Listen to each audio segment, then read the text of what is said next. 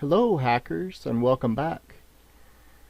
You have now successfully decoded one genre, and you did so by finding the parts of what make that genre what it is, or what I like to call the common codes. The craft features in the book were one way to explain that. Some of you found other ways to understand what makes a story. And I really enjoyed reading all of your digital literacy narratives. They were very entertaining. We're going to move on and do the same thing for this next genre, but I want to congratulate everyone first for making it a third of the way through the class and for decoding their first genre. Now, hopefully all of you were able to put a journal entry into Blackboard for last night. It was due last night by midnight. If you didn't and you want to get that in late, please do so. Any of the work that we do in here can always be done late. Look at the syllabus for the late work points and contact me if you have any problems. But one thing I want to note about the journals is that I'm not going to grade them or read them and grade them until the end of the semester. Why do I do this?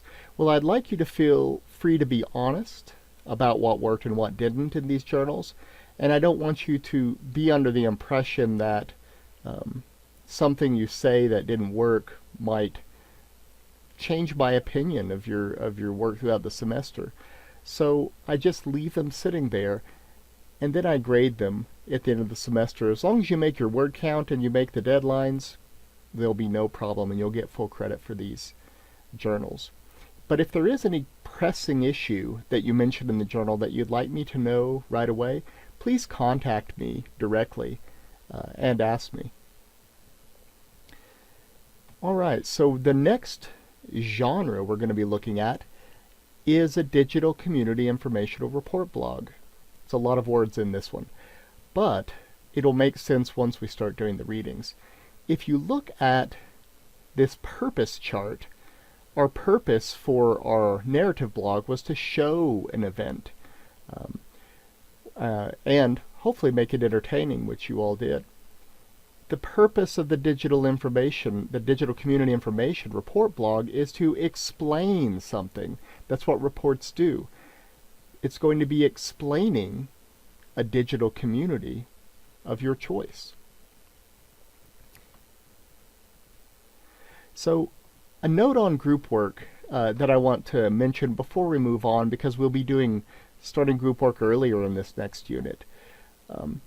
I gave everyone a lot of freedom for the group work, and I did so because I think we can all agree that sometimes in online classes we run into this very perfunctory formula for responding to each other.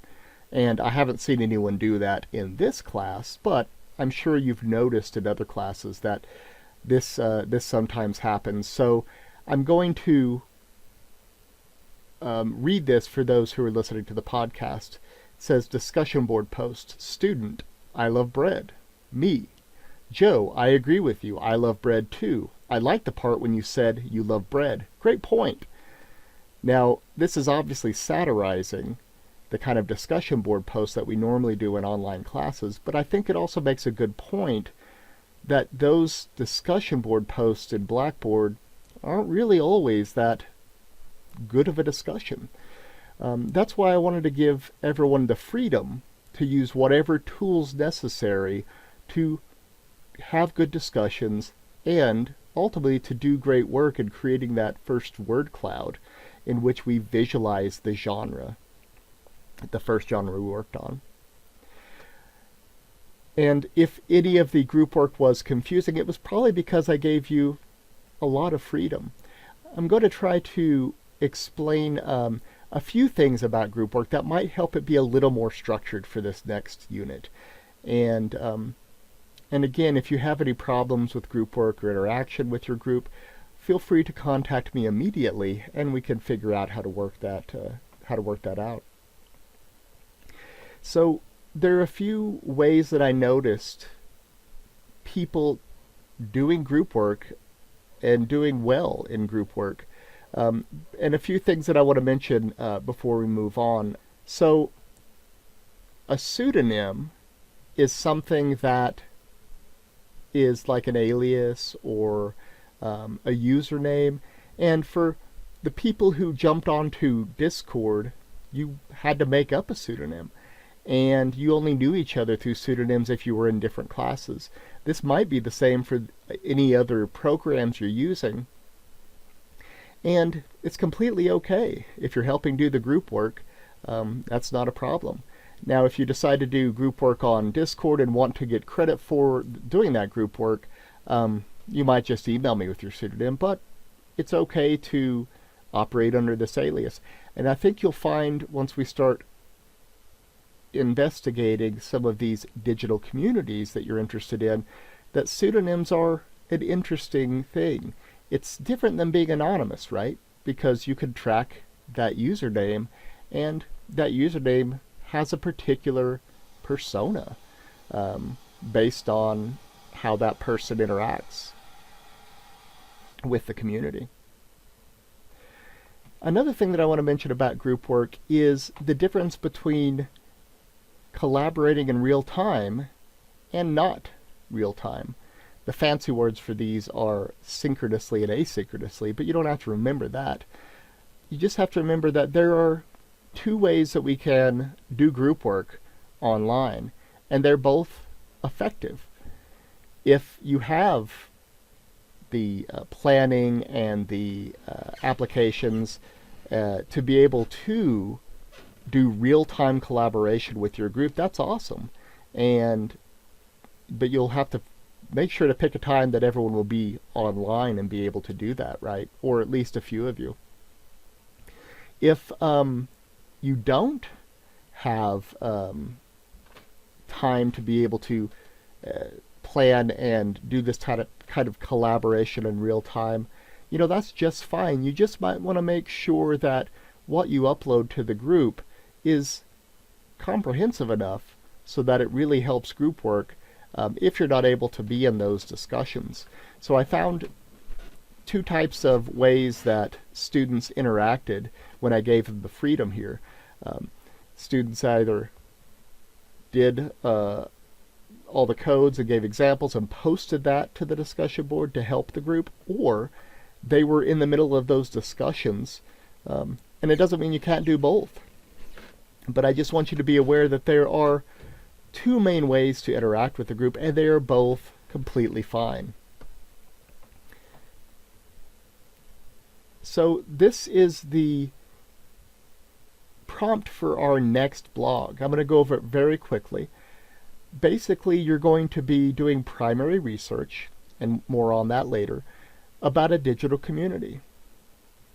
Now, a digital community is something where, as a place where people have a lot of interaction and they have a feeling of belonging. This could be a forum for a sports or hobby, a forum for particular fandoms. I've listed some stuff here, but these are just suggestions. I'd really like you to find a digital community that you are interested in. And everything is pretty much the same down here when it comes to the expectations of the blog. You want to use the correct codes for this genre, which will be different. And you want to make sure that you have a compelling title. Now notice that it's 1,000 words instead of 750 this time, a little longer. And then one thing that I'll mention, and I will help everybody with, is that you want to have some type of links to important information about your digital community. And those can be done in the blog tool. There's a little link icon, so that will be easy to do. Just one or two, right? You might link to the site where the community gets together or signs up. But the main thing we're going to do is report on one of these digital communities.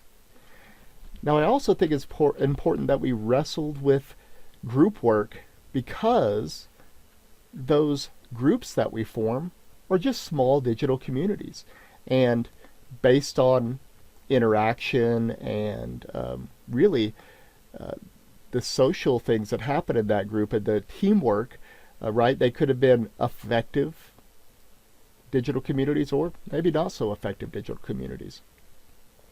You want to pick a group this time, because we'll change up the groups, and make sure you pick a group where you think that your way of working will fit in with the rest of the group. So we're looking at different codes. We're looking at different expectations for different genre.